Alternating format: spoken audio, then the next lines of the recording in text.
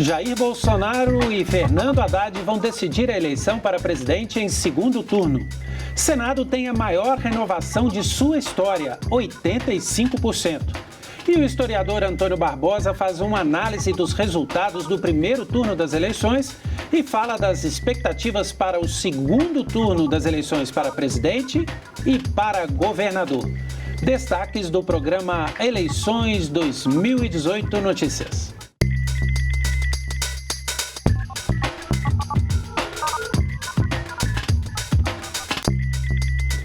O primeiro turno das eleições gerais trouxe um resultado já esperado para a disputa presidencial e surpreendeu e muito no resultado da disputa para o Senado. Para analisar esses números e saber quais são os próximos passos dessa disputa eleitoral, nós recebemos aqui no estúdio o historiador Antônio Barbosa, que é professor da UNB. Professor, muito obrigado pela presença. Eu que agradeço, é um prazer muito grande estar aqui na TV Senado. Eu já começo fazendo uma pergunta para o senhor sobre essa disputa presidencial. Nós vamos ter um segundo turno entre Jair Bolsonaro, do PSL, e Fernando Haddad, do PT, dentro das expectativas que eram indicadas pelas pesquisas.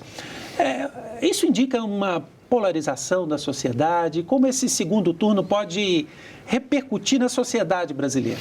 Na verdade, nós aprendemos na história que nenhum acontecimento, sobretudo muito importante, é unifatorial, quer dizer, vários elementos se juntam para determinar aquele acontecimento. É o caso dessa eleição. Em primeiro lugar, ela tem algumas singularidades. Eu diria que desde a redemocratização pós o fim do regime militar, é a mais complexa, a mais diferente de todas as eleições presidenciais que nós tivemos. Esse é o primeiro aspecto. O segundo é que ela reflete de uma forma incontestável as transformações que estão ocorrendo na sociedade brasileira, em especial depois das grandes manifestações de 2013. Ali estão plantadas as sementes de uma posição ideológica cada vez mais radicalizada, cada vez mais extremada, e isso se manifestou concretamente nessa eleição. Se você me perguntar quem foi o grande derrotado no primeiro turno de ontem, eu diria, é o centro político. Nenhum dos representantes do centro político conseguiu angariar adeptos em número suficiente para que ele tivesse uma votação expressiva. E sobram, então, dois polos desse espectro ideológico.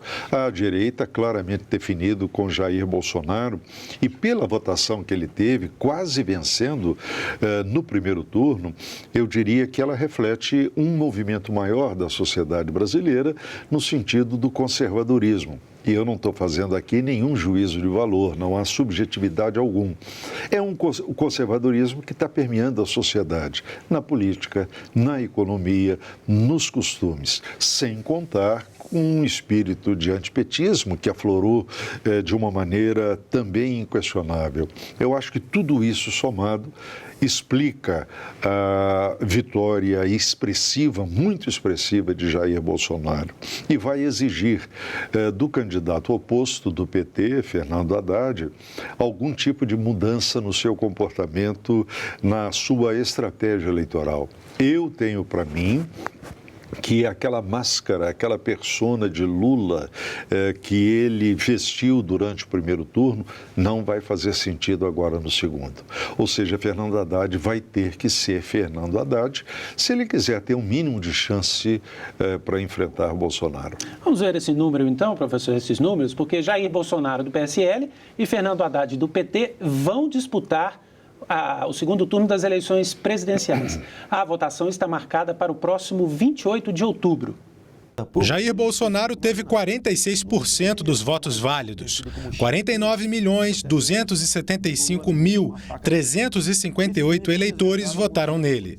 Fernando Haddad ficou com 29%, o equivalente a 31.341.839 votos.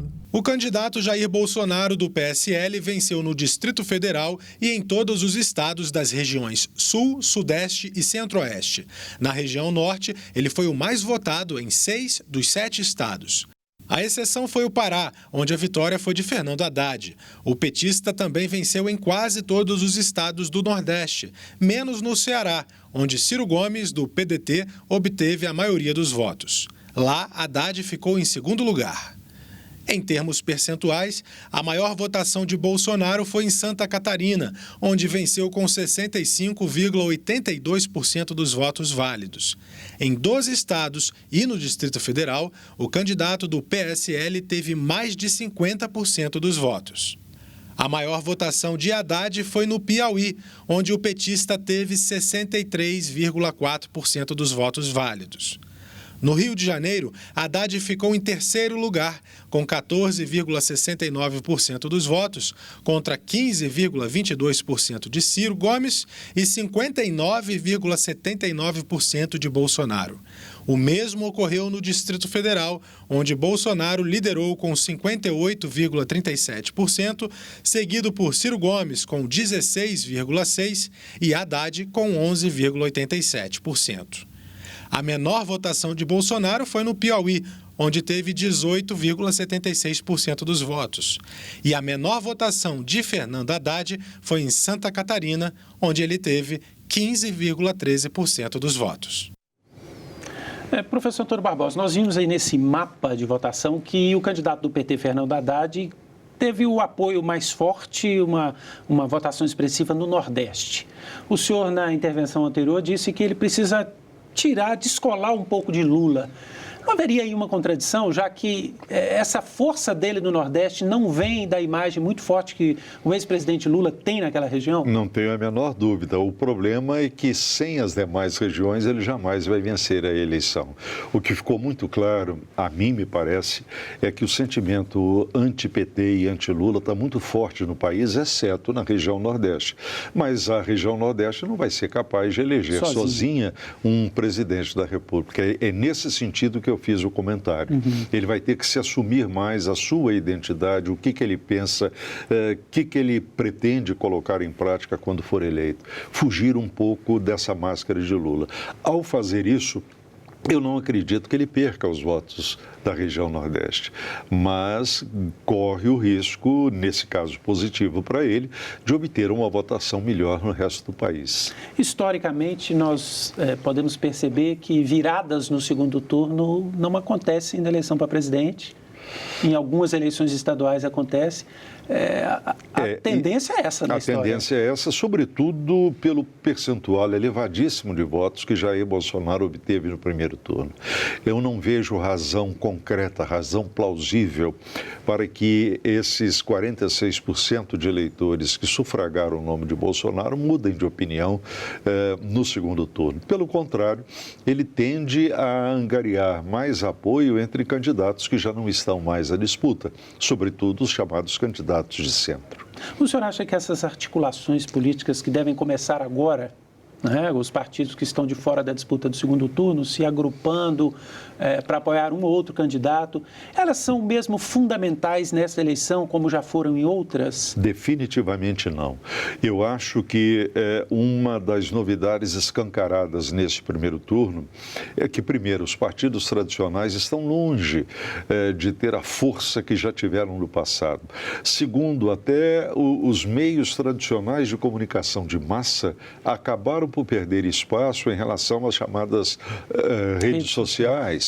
Quer dizer, nós estamos vivendo uma realidade nova. Pode haver articulação em todos os níveis, fatalmente elas existirão, mas a sociedade está muito descolada desses velhos caciques e desses velhos partidos. Aliás, se nós observarmos a eleição ocorrida neste domingo, tanto para o Executivo Federal quanto para o Congresso Nacional, nós vamos observar que, sem exceção, talvez a exceção seja o PT na Câmara dos Deputados, todos eles se desidrataram. O próprio PT, que vai ficar com a maior bancada, está com uma bancada incomparavelmente menor do que aquela que ela obteve no passado.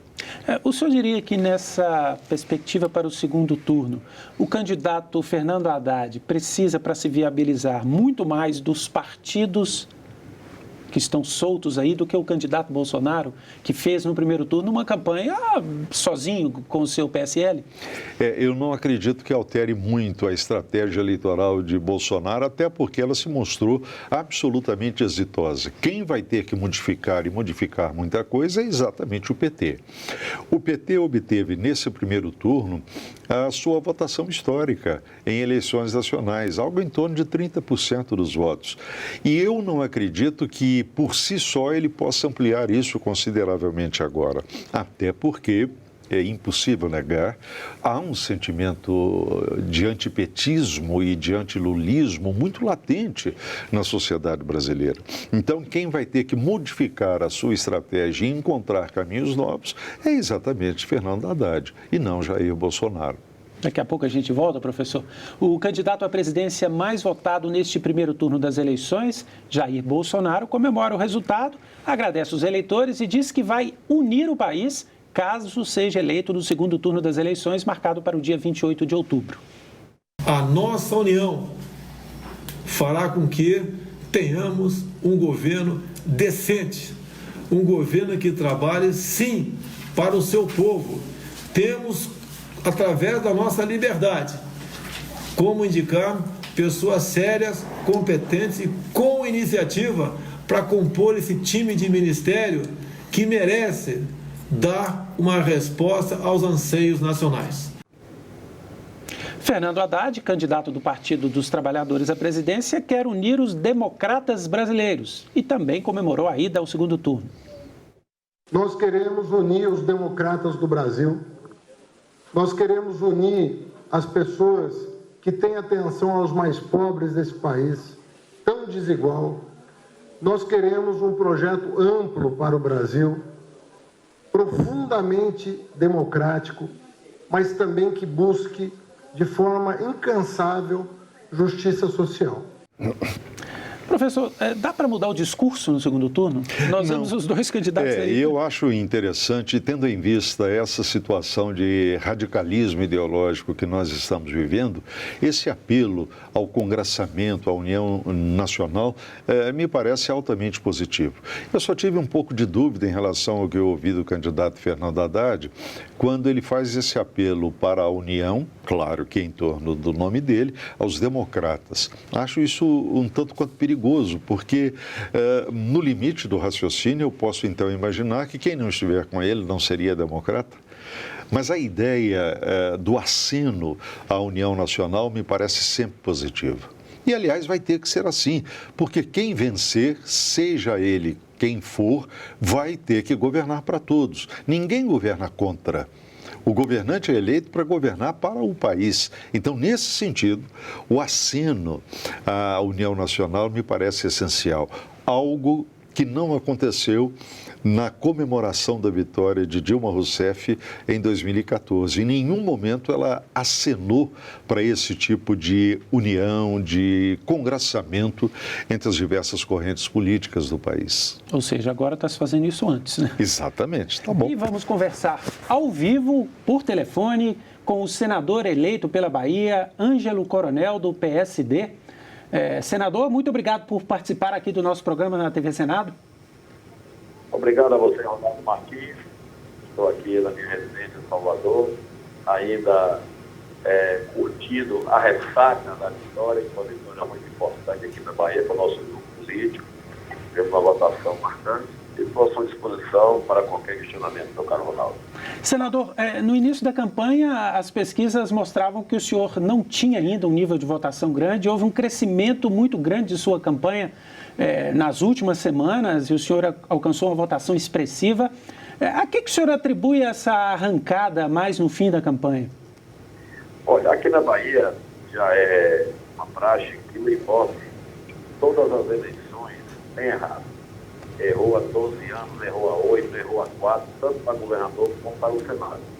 Quando eu vi o Ibope no sábado de colocar empate técnico com o nosso concorrente direto, aquilo para mim não estava retratando o que a gente via nas ruas, no interior, que eu viajava sempre, o povo vibrante, eu estranhando. Mas eu vi tranquilo e sabia que a gente tinha tudo para lograr o êxito em virtude desse calor humano que as pessoas retratavam nas nossas andanças, nas nossas viagens. Então, e aqui é o seguinte, quando o Ibope dispara na frente de alguém, a pessoa tem que ter cuidado, tem que ter medo. Graças a Deus a gente conseguiu superar os índices de pesquisa PAG várias vezes negativo. Nós conseguimos. Foi um trabalho muito grande com o presidente da Assembleia, nós instituímos aqui muitos programas sociais, com isso o nosso nome se popularizou mais. Eu sou um deputado de 6 mandatos, mas nunca disputei nenhuma eleição majoritária. A Bahia é um estado muito grande, 417 municípios, uma área territorial extensa. Não é fácil fazer campanha no estado da Bahia, pela sua dimensão, mas nós conseguimos, com a capitalidade do nosso partido, o PSD, que é presidido na Bahia também pelo nosso Otto Alencar, que é senador aí da República também, que nós vamos encontrar aqui em fevereiro, também com a força do governador Costa, do governador Wagner, fez com que o nosso nome também tivesse esse impulso e que a gente chegasse ao êxito dessa vitória na Constituição. O senhor lembrou aí que faz parte do mesmo grupo político, né, que tem o governo da Bahia. Foi eleito o senhor, o senador Jacques Wagner, do PT, e já temos aqui também o senador Otto Alencar. Ou seja, a bancada da Bahia tem a mesma perspectiva política. Em que sentido isso pode fortalecer a atuação da bancada aqui no Senado? Com certeza. Nossa ideia é que a gente realmente trabalhe em prol do nosso Estado. Nós tivemos no atual governo aí do Planalto algumas restrições para com a Bahia, porque o governador daqui é do PT, mas precisamos agora tentar ganhar esse tempo perdido. Tivemos 2 anos e meio sem nenhum investimento na Bahia por parte do governo federal. Esperamos agora que o próximo presidente que entre dê mais abertura e que trate os baianos de uma maneira mais isenta, não se apegar somente à questão política partidária, porque o povo é que sofre quando vê a cúpula da política indo de encontro aos seus anseios. Então essa será a nossa luta, a luta da União, tanto é pessoa foi Ângelo Coronel, o senador da União.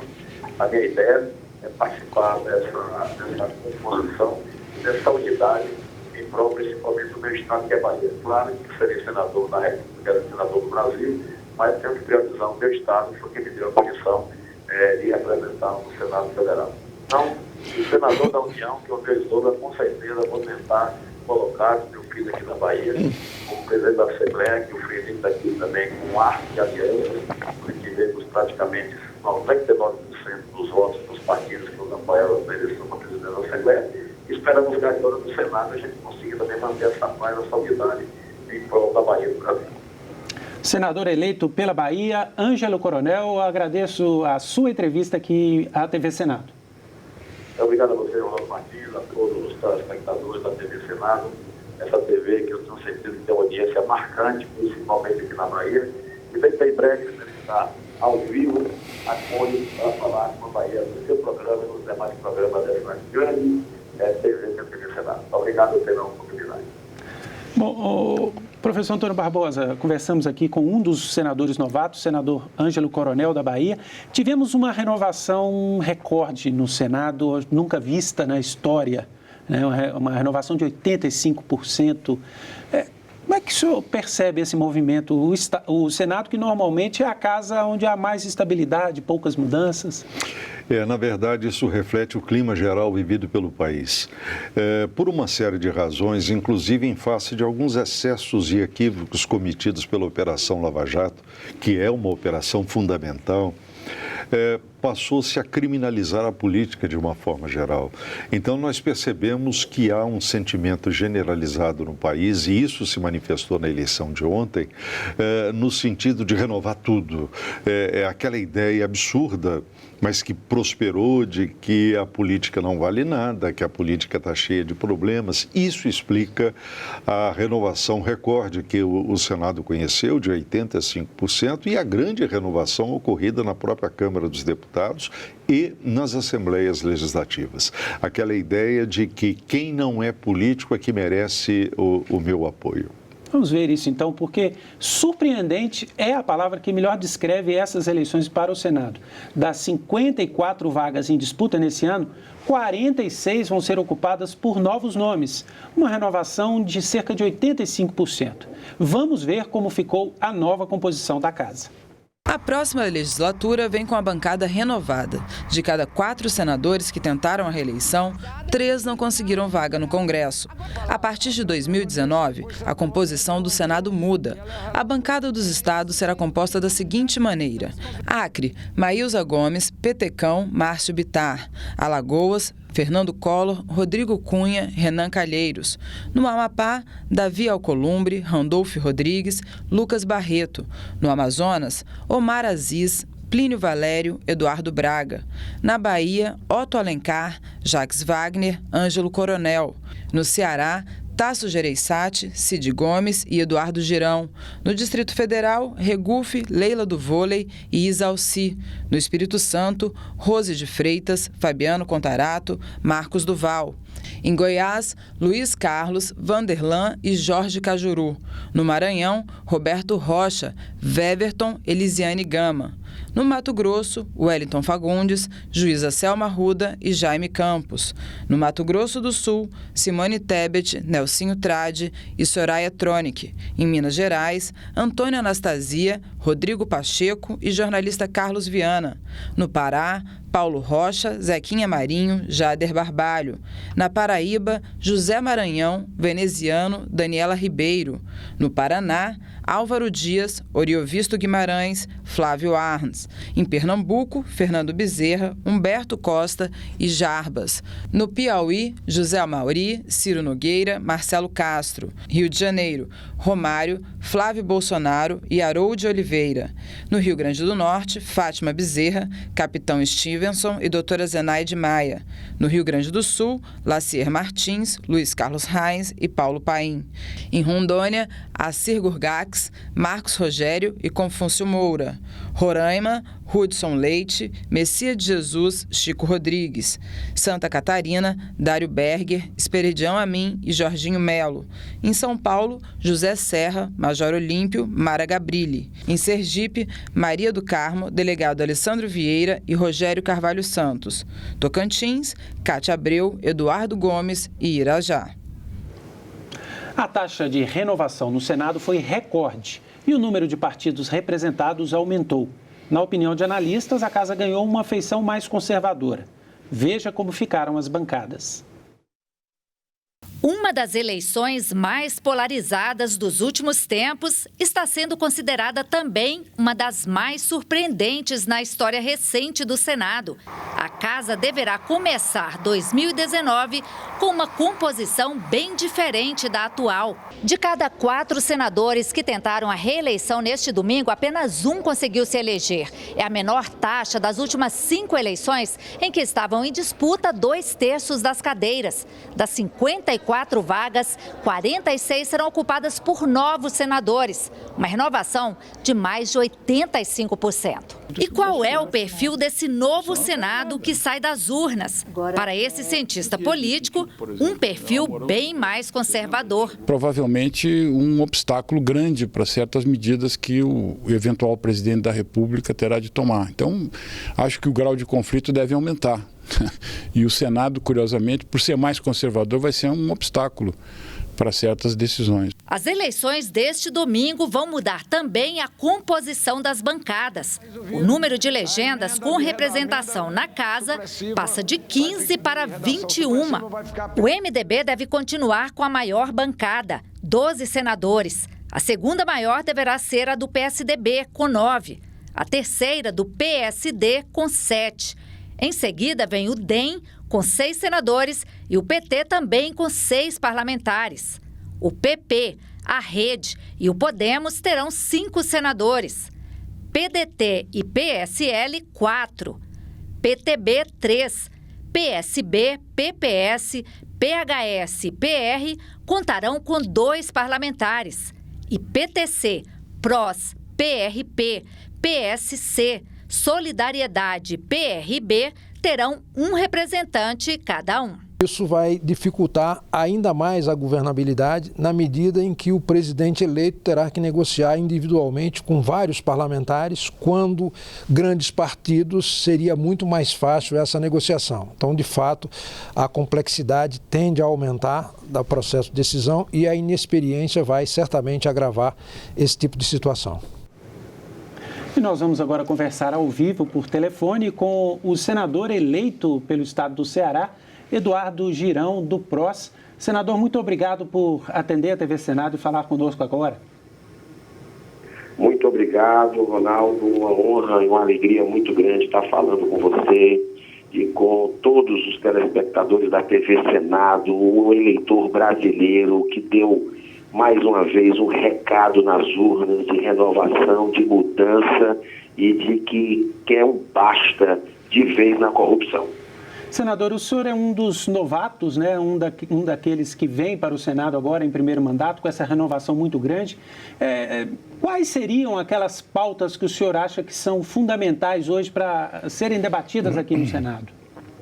Olha, em primeiro lugar, nós vamos precisar aí continuar essa defesa que tem que ser realmente com força, né, nessa trincheira em defesa de valores importantes para os brasileiros, como a defesa da família, desde valores da família, como a vida desde a concepção, contra a liberação de drogas, como a maconha, contra a ideologia de gênero que erotiza nossas crianças, tira a identidade das nossas crianças, contra a jogatina, projetos de lei que tem aí tramitando na casa, que eu já acompanho há muitos anos, estudei os assuntos, viajei para alguns países também para pesquisar, e nós vamos fazer esse enfrentamento do poder econômico querendo influir no nosso país. Nós temos que pensar nas pessoas humildes, nas famílias, e também o avanço dessa operação Lava Jato, que tiver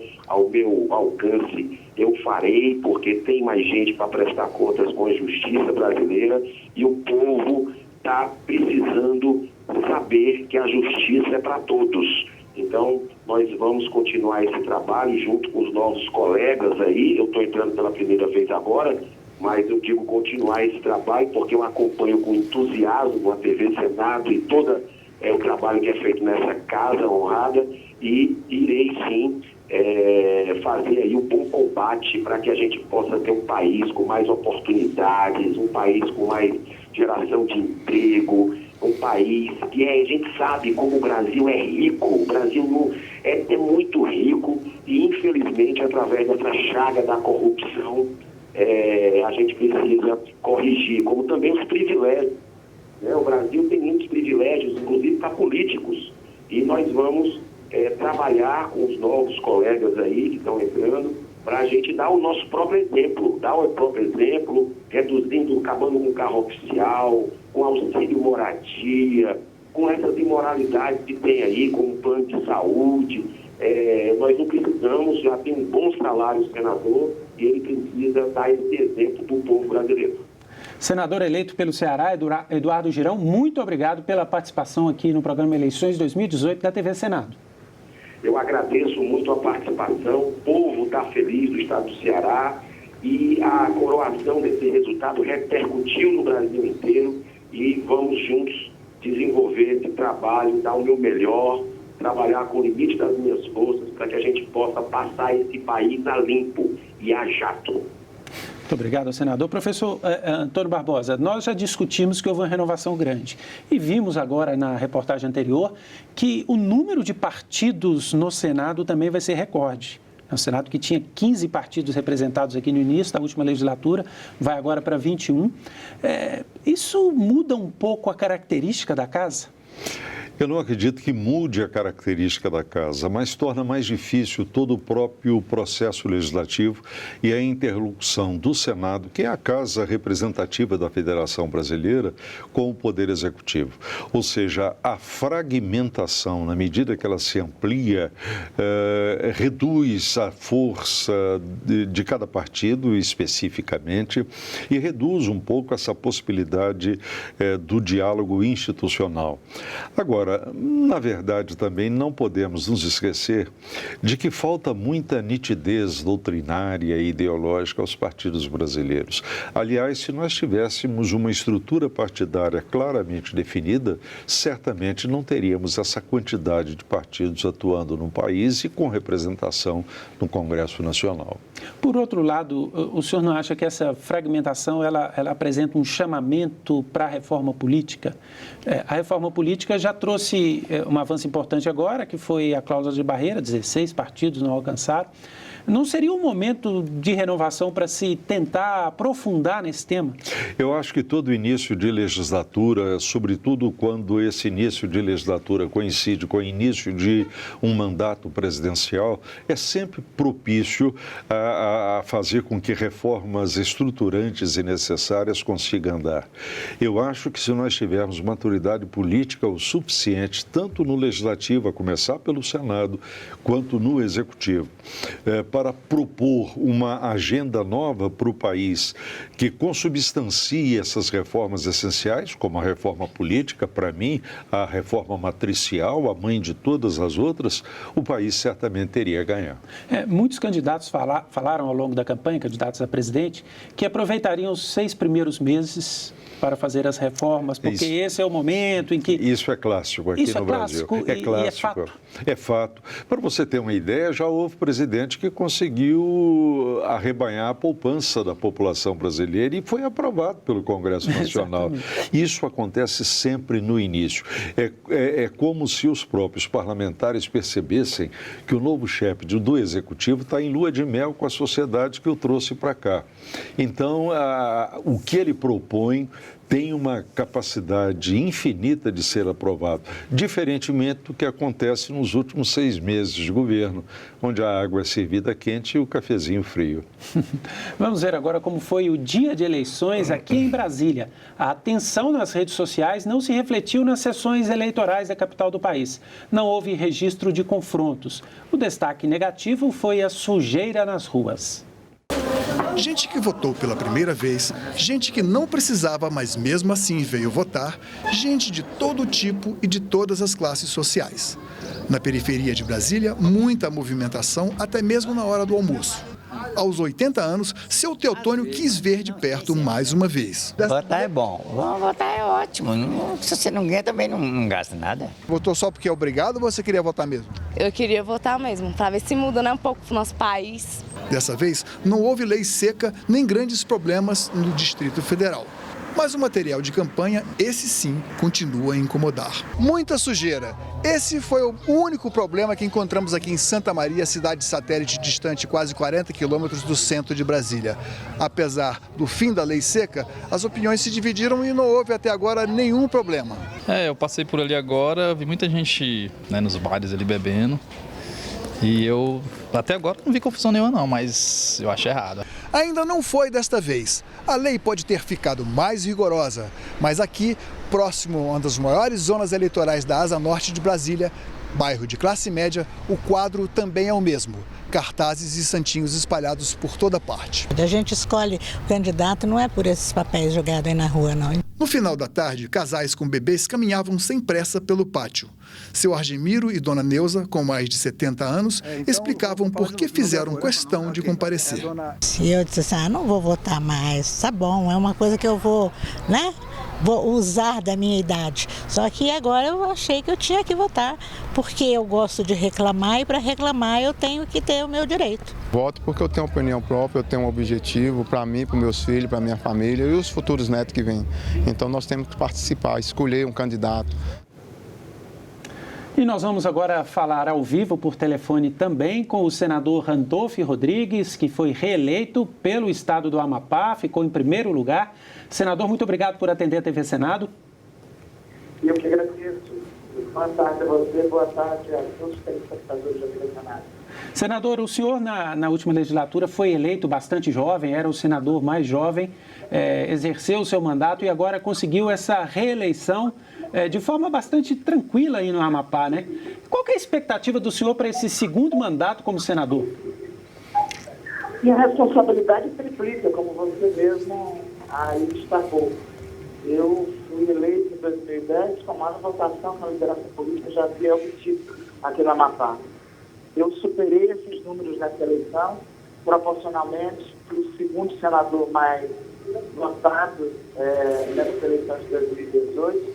Eu só devo isso à generosidade do povo do Amapá e o reconhecimento pela nossa atuação.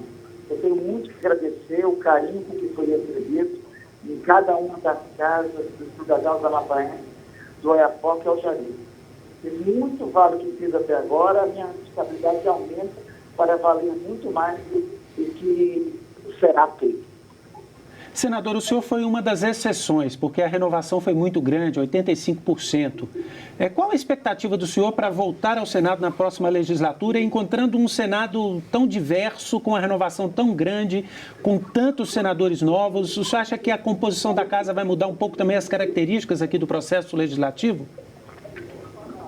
Eu acho que do processo legislativo não tem mudança. Tem mudança da configuração política. O povo brasileiro ontem deu um recado claro. No atual legislatura do Congresso Nacional, da Câmara e do Senado, pagaram um preço caro por terem traído a confiança do povo em muitos momentos, por terem tentado inibir a atuação da Operação Lava Jato, por tentarem aprovar projetos que protegem políticos e acobertam a corrupção, por terem votado matérias contra os trabalhadores, notadamente como a reforma trabalhista e retirar direitos sociais básicos. Tem um preço caro que foi pago pela atual legislatura, pela atual composição do Congresso, pelos erros cometidos no PD. Por isso, tem um recado claro que será a minha atuação política no próximo período. Senador Randolfo Rodrigues. A minha atuação política será pautada pelo combate à corrupção, pela luta contra a desigualdade e pela defesa da democracia. Senador Randolfo Rodrigues, muito obrigado por atender a TV Senado e depois dessa reeleição nos atender. Muito obrigado. Bom, eu quero agradecer também, professor Antônio Barbosa, pela sua presença aqui no nosso estúdio, nos ajudando a refletir um pouco sobre essa eleição tão interessante que tivemos, né? Interessante e diferente da que nós estávamos acostumados. Eu acho que o país está mudando, o país está em movimento e, num determinado momento, percebeu-se um certo descolamento da política tradicional em relação à sociedade. Isso que o senador Randolph disse agora é muito certo, não é? Pagou-se um preço bem alto por esse descolamento, por essa talvez insensibilidade em relação ao que estava pulsando no interior da sociedade. E o resultado foi flagrantemente ostensivo. Muito obrigado, professor Antônio Barbosa. Nós ficamos por aqui, lembrando que às 19h30 você acompanha uma nova edição do Eleições 2018. Não perca. Obrigado pela companhia e continue sintonizado na TV Senado.